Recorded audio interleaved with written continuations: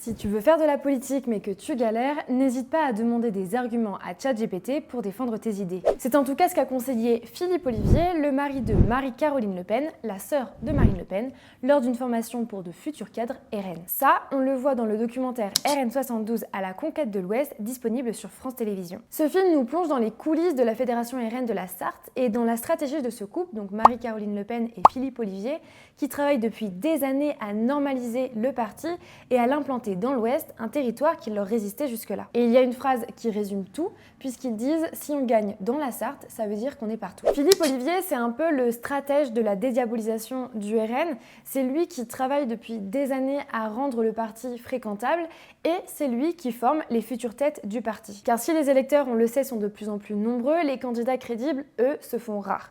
Pendant les législatives de 2024, Jordan Bardella lui-même avait avoué qu'il y avait parmi les candidats RN des brebis galeuses et que le parti ne les tolérait pas, sauf que le média Les Jours a recensé que ces brebis galeuses représentaient 83 députés sur 122, épinglés pour des propos racistes, antisémites, homophobes ou complotistes.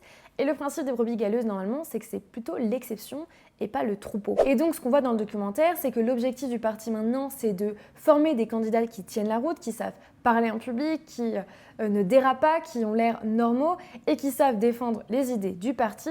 Et donc pour ça, pas de panique puisqu'il y a ChatGPT. Et ce que montre le film, c'est que leur stratégie, ce n'est pas de convaincre, mais plutôt de faire acte de présence.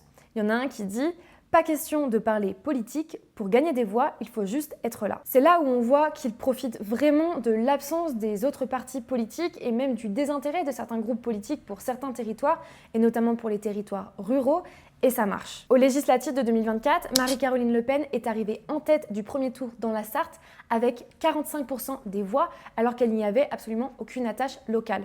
Le RN n'a finalement pas été élu grâce au Front républicain, mais ce qu'on voit clairement, c'est que leur avancée est en marche. La preuve, au municipal de 2026, le RN a remporté La Flèche, un bastion socialiste avec Romain Lemoigne, l'attaché parlementaire de Philippe Ollivier lui-même.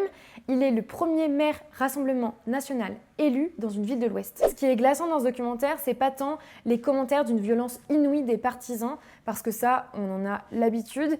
Moi, ce qui m'a vraiment frappé, c'est leur méthode, la patience, la normalisation tranquille, territoire par territoire, parce que derrière la Sarthe, évidemment, c'est la présidentielle 2027 qui se joue.